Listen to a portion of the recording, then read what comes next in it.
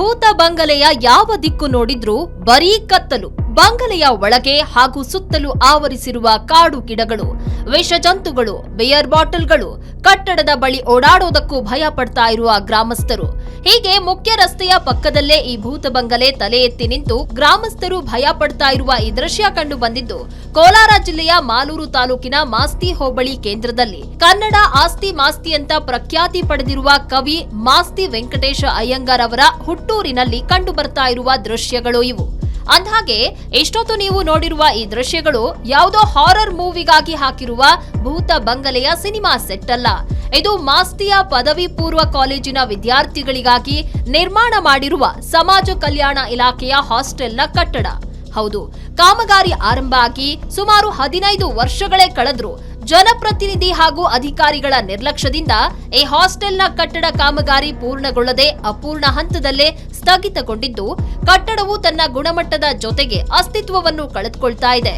ಮಾಸ್ತಿ ಗ್ರಾಮದಲ್ಲಿ ಹಲವಾರು ವರ್ಷಗಳಿಂದ ಕಾಲೇಜು ವಿದ್ಯಾರ್ಥಿಗಳಿಗೆ ಸ್ವಂತ ಕಟ್ಟಡವಿಲ್ಲದೆ ಇಂದಿಗೂ ಬಾಡಿಗೆ ಕಟ್ಟಡದಲ್ಲಿದ್ದಾರೆ. ವಿದ್ಯಾರ್ಥಿಗಳು ವನವಾಸ ಅನುಭವಿಸ್ತಾ ಇದ್ದದನ್ನ ಮನಗಂಡು ಅಂದಿನ ಮಾಲೂರು ಶಾಸಕ ಕೃಷ್ಣಯ್ಯ ಶೆಟ್ಟಿ ಅವರ ಕಾಲದಲ್ಲಿ ಮಾಸ್ತಿಯ ಸಂತೆ ಮೈದಾನದ ಬಳಿ ಇರುವ ಸರ್ಕಾರಿ ಜಾಗದಲ್ಲಿ ಸುಮಾರು 2 ಕೋಟಿ ರೂಪಾಯಿ ವೆಚ್ಚದಲ್ಲಿ ಸುಸಜ್ಜಿತ ಕಟ್ಟಡ ನಿರ್ಮಿಸೋದಕ್ಕೆ ಸಮಾಜ ಕಲ್ಯಾಣ ಇಲಾಖೆ ಅನುದಾನವನ್ನ ಮಂಜೂರು ಮಾಡಲಾಗಿತ್ತು.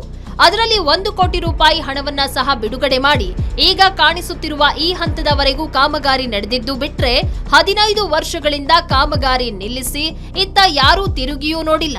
ಪರಿಣಾಮ ಸ್ಥಗಿತಗೊಂಡಿರುವ ಕಟ್ಟಡದ ಒಳಗೆ ಹಾಗೂ ಸುತ್ತಲೂ ಕಾಡು ಗಿಡಗಳು ಮರಗಳಾಗಿ ಬೆಳೆದು ವಿಷ ಜಂತುಗಳ ತಾಣವಾಗಿದೆ. ಸಂಜೆ ವೇಳೆ ಮದ್ಯ ವ್ಯಸನಿಗಳ ತಾಣವಾಗಿದೆ. ಅಲ್ಲದೆ ಅನೈತಿಕ ಚಟುವಟಿಕೆಗಳ ತಾಣವಾಗಿ ಪರಿಣಮಿಸಿದ್ದು ಕತ್ತಲಾದರೆ ಸಾಕು ಗ್ರಾಮಸ್ಥರು ಓಡಾಡೋದಕ್ಕೂ ಭಯ ಪಡುವಂತಾಗಿದೆ.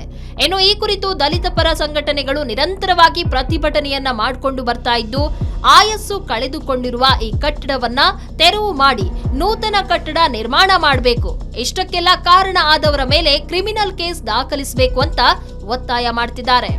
ಬಂಧುಗಳೇ, ಇವತ್ತೇನು ಮಾಸ್ತಿ ಹೋಬಳಿಯ ಕೇಂದ್ರ ಸ್ಥಾನದಲ್ಲಿ ನಾಡ ಕಚೇರಿ ಮುಂಭಾಗ ಕರ್ನಾಟಕ ದಲಿತ ಸಂಘರ್ಷ ಸಮಿತಿ ಮಾಲೂರು ತಾಲೂಕು ಶಾಖೆ ಮತ್ತು ಮಾಸ್ತಿ ಹೋಬಳಿ ಶಾಖೆಯ ಪದಾಧಿಕಾರಿಗಳು ಮತ್ತು ವಿದ್ಯಾರ್ಥಿಗಳ ಮುಖಾಂತರ ಒಂದು ಪ್ರತಿಭಟನೆಯನ್ನು ಅನಿರ್ದಿಷ್ಟವಾದ ಪ್ರತಿಭಟನೆಯನ್ನು ಹಾಕ್ಕೊಂಡಿದ್ದೀವಿ. ಈ ಪ್ರತಿಭಟನೆಯ ಉದ್ದೇಶ ಒಂದೇ. ಸುಮಾರು 2007ರಲ್ಲಿ ಸನ್ಮಾನ್ಯ ಶ್ರೀ ಎಸ್.ಎನ್. ಕೃಷ್ಣ ಶೆಟ್ಟಿ ಶಾಸಕರಾಗಿದ್ದರು. ಅಂಥ ಸಂದರ್ಭದಲ್ಲಿ ಒಂದು ಕಾಲೇಜು ವಿದ್ಯಾರ್ಥಿಗಳಿಗಾಗಿ, ದಲಿತ ವಿದ್ಯಾರ್ಥಿಗಳಿಗಾಗಿ ಒಂದು ಹಾಸ್ಟೆಲನ್ನು ನಿರ್ಮಾಣ ಕಾಮಗಾರಿಯನ್ನು ಅಡಿಗಲನ್ನು ಹಾಕಿದ್ರು. ಆದರೆ ಈ ಒಂದು ಗುತ್ತಿಗೆಯನ್ನು ಪಡೆದಂತಹ ಲ್ಯಾಂಡ್ ಆರ್ಮಿ ಅಧಿಕಾರಿಗಳು ಮತ್ತು ಗುತ್ತಿಗೆದಾರರು ಇವತ್ತು 2007ರಿಂದ ಇದುವರೆಗೂ ಸಹ ಕಟ್ಟಡ ಕಾಮಗಾರಿಯನ್ನು ಮಾಡ್ದೇನೆ ಇವತ್ತು ಶಿಥಿಲಾವಸ್ಥೆಗೆ ಹೋಗಿರ್ತಕ್ಕಂಥ ಕಟ್ಟಡವನ್ನು ಇದುವರೆಗೂ ಸಹ ಪೂರ್ಣಗೊಳಿಸಿಲ್ಲ. ಇದರಿಂದ ದಲಿತ ವಿದ್ಯಾರ್ಥಿಗಳಿಗೆ ತುಂಬ ಅನ್ಯಾಯ ಆಗಿದೆ. ಇವತ್ತು ವಿದ್ಯಾರ್ಥಿಗಳು ಹಂದಿಗೂಡಿನಲ್ಲಿರ್ತಕ್ಕಂಥ ಬಾಡಿಗೆ ಕಟ್ಟಡದಲ್ಲಿ ಇವತ್ತು ವಿದ್ಯಾಭ್ಯಾಸವನ್ನು ಮಾಡ್ತಕ್ಕಂಥ ಪರಿಸ್ಥಿತಿ ನಿರ್ಮಾಣ ಆಗಿದೆ. ಸುಮಾರು ಬಾರಿ ಅಧಿಕಾರಿಗಳನ್ನು ಕೇಳಿದ್ರೆ ಈಗ 1 ಕೋಟಿ ಅಡಿಷನಲ್ ಆಗಿ ನಾವು ದುಡ್ಡನ್ನು ಕೇಳಿದ್ವಿ, ಈಗಾಗಲೇ ಬಿಡುಗಡೆ ಆಗುತ್ತೆ, ಇನ್ನೊಂದು 8-10 ದಿನದಲ್ಲಿ ಕಾಮಗಾರಿಯನ್ನು ಪ್ರಾರಂಭಿಸ್ತೀವಿ ಅಂತ ಹೇಳ್ತಾ ಇದ್ದಾರೆ. ಆದರೆ ಆ 1 ಕೋಟಿ ಬಿಡುಗಡೆ ಆದ್ರೂ ಸಹ ಈ ಒಂದು ಕಟ್ಟಡ ವಾಸಕ್ಕೆ ಯೋಗ್ಯತೆ ಇದೆಯೋ ಇಲ್ವೋ ಅಂತಕ್ಕಂಥದ್ದು PWD ಇಲಾಖೆಯಿಂದ ಒಂದು ಸಮಿತಿಯನ್ನು ನೇಮಕ ಮಾಡಿ ಅದನ್ನು ವರದಿಯನ್ನು ತಗೊಳ್ಬೇಕು ಅಂತಕ್ಕಂಥ ನಮ್ಮ ಉದ್ದೇಶ. ಏನು ನಮ್ಮನ್ನು ದುಡ್ಡನ್ನು ನುಂಗಿ ನೀರು ಕುಡಿದಿರ್ತಕ್ಕಂಥ ಲ್ಯಾಂಡ್ ಆರ್ಮಿ ಅಧಿಕಾರಿಗಳೇನಿದ್ದಾರೆ ಅವರ ಮೇಲೆ ಕ್ರಿಮಿನಲ್ ಕೇಸನ್ನು ದಾಖಲಿಸಬೇಕು ಮತ್ತು ದಲಿತ ದೌರ್ಜನ್ಯ ಕಾಯ್ದೆಯಡಿ ಪ್ರಕರಣ ದಾಖಲಿಸಬೇಕು.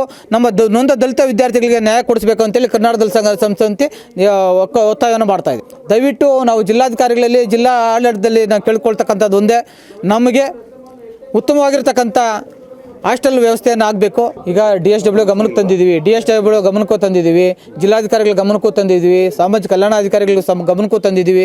ಹಿಂದೆ ಇದ್ದಂಥ ಶಾಸಕರಾದಂಥ ಮಂಜುನಾಥ್ ಗೌಡರ ಒಂದು ಗಮನಕ್ಕೂ ಸಹ ತಂದು ಮಂಜುನಾಥ್ ಗೌಡರು ಈ ಸ್ಥಳ ಪರಿಶೀಲನೆ ಸಹ ಮಾಡಿದರು. ಆದರೂ ಸಹ ಯಾವುದೇ ರೀತಿ ಕ್ರಮ ಆಗಲಿಲ್ಲ.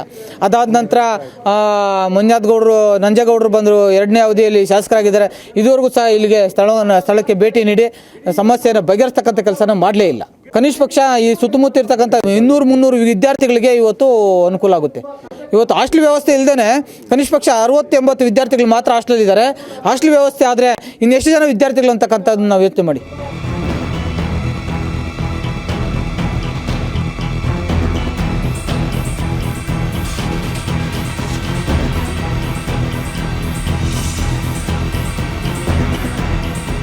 ಏನಿವತ್ತು ಹಾಸ್ಟೆಲ್ ತಾವು ನೋಡ್ತಾ ಇದ್ದೀರಿ, ಹಾಸ್ಟೆಲು ಭೂತ ಬಂಗಲೆ ಥರ ಏನು ಒಂದು ಅನೈತಿಕ ಚಟುವಟಿಕೆಗಳ ಒಂದು ತಾಣವಾಗಿದೆ. ಅಲ್ಲಿ ಅದರಿಂದ ನಾವು ಸುಮಾರು ಅಧಿಕಾರಿಗಳಿಗೆ ನಾವು ಸಂಬಂಧಪಟ್ಟ ಇಲಾಖೆಗಳಿಗೆ ನಮ್ಮ ಸಂಘಟನೆಗಳ ಮುಖಾಂತರ ಮನವಿ ಮಾಡ್ಕೊಂಡ್ವಿ, ಸ್ಥಳೀಯ ಅಧಿಕಾರಿಗಳು ಕೂಡ ಮನವಿ ಮಾಡ್ಕೊಂಡ್ವಿ. ಸುಮಾರು 16 ವರ್ಷಗಳಾಯಿತು ಈ ಕಟ್ಟಡ ಪ್ರಾರಂಭ ಮಾಡಿ. ಇದುವರೆಗೂ ಯಾವುದೂ ಸಹ ಉದ್ಘಾಟನೆ ಮಾಡುವ ಒಂದು ಒಳ್ಳೆ ಕಾಲ ಬಂದಿಲ್ಲ. ಆದ್ದರಿಂದ ಏನು ಮಾನ್ಯ ಮಾಜಿ ಶಾಸಕರಾದ SN ಕೃಷ್ಣಶೆಟ್ಟಿ ಅವರ ಒಂದು ಅವಧಿಯಲ್ಲಿ ಈ ಒಂದು ಪ್ರಾರಂಭ ಆಗಿತ್ತು. ಗುತ್ತಿಗೆದಾರರಂತೂ ಅದು ಏನಾಗಿದ್ದಾರೆ ಅಂತೂ ನಮಗೂ ಗೊತ್ತಿಲ್ಲ. ಇದನ್ನು ತಗೊಂಡಿರ್ತಕ್ಕಂಥ ಗುತ್ತಿಗೆದಾರರು ಅದು ಏನಾಗಿದ್ದಾರೋ ಗೊತ್ತಿಲ್ಲ. ಏನು 1,84,00,000 ರೂಪಾಯಲ್ಲಿ 1 ಕೋಟಿ ರೂಪಾಯಿ ಈಗಾಗಲೇ ತಗೊಂಡ್ಬಿಟ್ಟಿದ್ದಾರೆ ಅಂತ ಮಾಹಿತಿ ಇದೆ. ಆದ್ದರಿಂದ ಏನು ಇನ್ನೂ ಎಷ್ಟು ವರ್ಷಗಳ ಕಾಲ ಬೇಕಾಗ್ತದೆ ನಮಗಂತೂ ಅರ್ಥ ಆಗ್ತಾ ಇಲ್ಲ.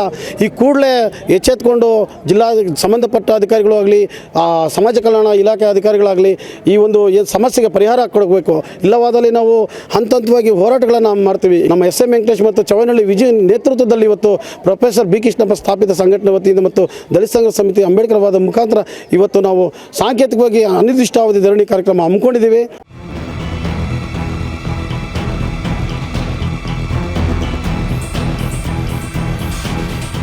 ಇನ್ನು ಈ ಕಟ್ಟಡದ ಕಾಮಗಾರಿ ಜವಾಬ್ದಾರಿ ಹೊತ್ತಿದ್ದ ಭೂಸೇನೆ ನಿಗಮದ ಇಂಜಿನಿಯರ್ಗಳು ಕಟ್ಟಡ ಕಾಮಗಾರಿಯನ್ನ ಪೂರ್ಣಗೊಳಿಸದೆ ಅಪೂರ್ಣ ಹಂತದಲ್ಲೇ ನಿಲ್ಲಿಸಿ ಹೋದವರು ಇತ್ತ ಕಡೆ ಸುಳಿಯಲೇ ಇಲ್ಲ. ಕಾಮಗಾರಿಯನ್ನ ಅಪೂರ್ಣ ಹಂತದಲ್ಲೇ ಸ್ಥಗಿತಗೊಳಿಸಿರುವುದರಿಂದ ಕಟ್ಟಡವು ತನ್ನ ಗುಣಮಟ್ಟದ ಜೊತೆಗೆ ಅಸ್ತಿತ್ವವನ್ನು ಕಳೆದುಕೊಂಡಿದೆ. ಅದ್ಯಾಕೆ ಕಾಮಗಾರಿ ನಿಲ್ಲಿಸಿದ್ದಾರೆ ಅಂತ ಸಮಾಜ ಕಲ್ಯಾಣ ಇಲಾಖೆ ಅಧಿಕಾರಿಗಳನ್ನು ಕೇಳಿದ್ರೆ ಅವರ ಬಳಿ ಸಮರ್ಪಕ ಉತ್ತರವೂ ಇಲ್ಲ. ಸದ್ಯ ಕಟ್ಟಡದ ಮೇಲ್ಚಾವಣಿಗೆ ಹಾಕಿರುವ ಕಬ್ಬಿಣ ತುಕ್ಕು ಹಿಡಿದಿದ್ದು ಸಿಮೆಂಟ್ ಸಹ ಕಿತ್ತು ಬರ್ತಾ ಇದೆ. ಕಟ್ಟಡಕ್ಕೆ ಯಾರ ಕಾವಲು ಇಲ್ಲದೆ ಕಬ್ಬಿಣದ ಕಿಟಕಿ ಹಾಗೂ ಬಾಗಿಲುಗಳು ಸಹ ಕಳ್ಳತನವಾಗಿದೆ. ಇತ್ತ ಪ್ರಸ್ತುತ ವಿದ್ಯಾರ್ಥಿಗಳಿಗೆ ಚಿಕ್ಕದಾದ ಬಾಡಿಗೆ ಕಟ್ಟಡದಲ್ಲಿ ವಿದ್ಯಾರ್ಥಿ ನಿಲಯ ನಡೆಯುತ್ತಿದ್ದು ನಿಲಯದ ವಿದ್ಯಾರ್ಥಿಗಳು ನರಕ ಯಾತನೆ ಅನುಭವಿಸುವಂತಾಗಿದೆ. ಸಂಘಟನೆಗಳಿಂದ ಜಿಲ್ಲಾಧಿಕಾರಿ, ಶಾಸಕರು ಹಾಗೂ ಸಮಾಜ ಕಲ್ಯಾಣ ಇಲಾಖೆಯ ಅಧಿಕಾರಿಗಳಿಗೆ ಎಷ್ಟೇ ಮನವಿ ಮಾಡಿದ್ರೂ ವಿದ್ಯಾರ್ಥಿಗಳ ಗೋಳು ಕೇಳುವವರೇ ಇಲ್ಲದಂತಾಗಿದೆ. ಇನ್ನು ವಿಪರ್ಯಾಸ ಅಂದ್ರೆ ಈ ಕಟ್ಟಡಕ್ಕೆ ಯಾರು ಗುತ್ತಿಗೆದಾರರು ಅನ್ನೋದು ಸಹ ಅಧಿಕಾರಿಗಳಿಗೆ ತಿಳಿದಿಲ್ಲ. ಪ್ರಸ್ತುತ ಪದವಿ ಪೂರ್ವ ವಿದ್ಯಾರ್ಥಿಗಳಿಗೆ ಆಗಿರುವ ವಯಸ್ಸು ಈ ಕಟ್ಟಡಕ್ಕಾಗಿದ್ದು ನಾವು ಹುಟ್ಟಿದಾಗ ಕಾಮಗಾರಿ ಆರಂಭವಾಗಿದೆ, ಇನ್ನೂ ಪೂರ್ಣ ಮಾಡಿಲ್ಲ ಅಂತ ವಿದ್ಯಾರ್ಥಿಗಳು ಸಹ ಆಕ್ರೋಶ ವ್ಯಕ್ತಪಡಿಸ್ತಾ ಇದ್ದಾರೆ. ನಾವು ಮಾಸಿ ಗ್ರಾಮಾಂತರದಲ್ಲಿ ಓದ್ತಾ ಇದ್ದೀವಿ. ನಾವು ಪಕ್ಕದ ಹಳ್ಳಿಗಳಿಂದ ಕಾಲೇಜಿಗೆ ಬರ್ತಾ ಇದ್ದೀವಿ. ಪಕ್ಕದಲ್ಲಿ ಓಡಾಡೋಕ್ಕೆ ಅನುಕೂಲ ಇಲ್ಲ ಅಂದ್ಬಿಟ್ಟು ಇಲ್ಲೇ ಹಾಸ್ಟ್ಲಲ್ಲಿ ಇದ್ಕೊಂಡು ಓದ್ಕೊಳ್ಬೇಕು ಅಂದ್ಕೊಂಡಿದ್ದೀವಿ. ಇಲ್ಲಿ ಹಾಸ್ಟ್ಲಲ್ಲಿ ಇರೋಕ್ಕಾಗ್ತಾಯಿಲ್ಲ. ಅಲ್ಲೇ ತಟ್ಟೆ ತೊಳೆಯೋದು, ಅಲ್ಲೇ ತರಕಾರಿ ಕಟ್ ಮಾಡೋದು, ಅಲ್ಲೇ ಅಡುಗೆ ರೆಡಿ ಮಾಡೋದು, ಅಲ್ಲಿ ಇರೋಕ್ಕಾಗ್ತಾಯಿಲ್ಲ. ಮಲ್ಗೋಕ್ಕೂ ವ್ಯವಸ್ಥೆ ಇಲ್ಲ. ಅದರಿಂದ ನಮಗೆ ಹಾಸ್ಟ್ಲು ರೆಡಿ ಮಾಡಿಕೊಡ್ಬೇಕಂತ ಮನವಿ. ಅದರಲ್ಲಿ ಇದು 2007ರಿಂದ ಹಾಸ್ಟ್ಲು ರೆಡಿ ಮಾಡ್ತಾ ಇದ್ದಾರಂತೆ. ಅಂದರೆ ನಾವು ಹುಡ್ದಾಗಿಂದ ರೆಡಿ ಮಾಡ್ತಾ ಇದ್ದಾರೆ, ಇನ್ನೂ ರೆಡಿ ಆಗಿಲ್ಲ. ನಮ್ಮ ಕಾಲೇಜೇ ಮುಗಿಯೋಕ್ಕೆ ಬಂತು, ಇನ್ನೇನು ಸೆಕೆಂಡ್ ಇಯರ್ ಓದ್ತಾ ಇದ್ದೀವಿ. ನಾವು ಅಲ್ಲೇ ಹಂದಿಗೂಡಲ್ಲಿ ವಾಸ ಮಾಡ್ತಾ ಇದ್ದೀವಿ. ಬರೋ ವಿದ್ಯಾರ್ಥಿಗಳಿಗೆ ಅನುಕೂಲ ಆಗುತ್ತೆ, ನಮಗಂತೂ ಸಿಗಲಿಲ್ಲ. ನಾವು ಅಲ್ಲೇ ಹಿಂಗೋ ಅಡ್ಜಸ್ಟ್ ಮಾಡ್ಕೊಂಡು ಹೋಗ್ತೀವಿ, ಆದರೆ ರೆಡಿ ಮಾಡಿಕೊಡ್ಬೇಕು ಅಂತ ಮನವಿ. ಕಾಲೇಜಲ್ಲಿ ಒಂದು 300ರಿಂದ 400 ಜನ ಓದ್ತಾ ಇದ್ದಾರೆ. ಆದರೆ ಹಾಸ್ಟ್ಲಲ್ಲಿ 80 ಜನ ಅಡ್ಮಿಷನ್ ಆಗಿದ್ದಾರೆ. ಅಲ್ಲಿ ಪರಿಸ್ಥಿತಿ ನೋಡಿನೇ ಯಾರೂ ಬರಲ್ಲ. ಅದೇನೇ ಇರಲಿ, 15 ವರ್ಷಗಳ ಹಿಂದೆ 1 ಕೋಟಿ ಹಣ ಖರ್ಚು ಮಾಡಿ ಕಾಮಗಾರಿ ಅರ್ಧಕ್ಕೆ ನಿಲ್ಲಿಸಿರುವವರ ವಿರುದ್ಧ ಕ್ರಿಮಿನಲ್ ಕೇಸ್ ದಾಖಲಿಸಬೇಕು. ಇನ್ನಾದ್ರೂ ಸಂಬಂಧಪಟ್ಟ ಅಧಿಕಾರಿಗಳು ಇತ್ತ ಗಮನ ಹರಿಸಿ ಕಟ್ಟಡ ಪೂರ್ಣಗೊಳಿಸಿ ವಿದ್ಯಾರ್ಥಿಗಳ ಭವಿಷ್ಯಕ್ಕೆ ದಾರಿ ಮಾಡಿಕೊಡಬೇಕಾಗಿದೆ. ಕೋಲಾರದಿಂದ ಕ್ಯಾಮರಾಮನ್ ಶ್ರೀನಿವಾಸ್ ಜೊತೆ ದೀಪಕ್, ಏಷ್ಯಾನೆಟ್ ಸುವರ್ಣ ನ್ಯೂಸ್.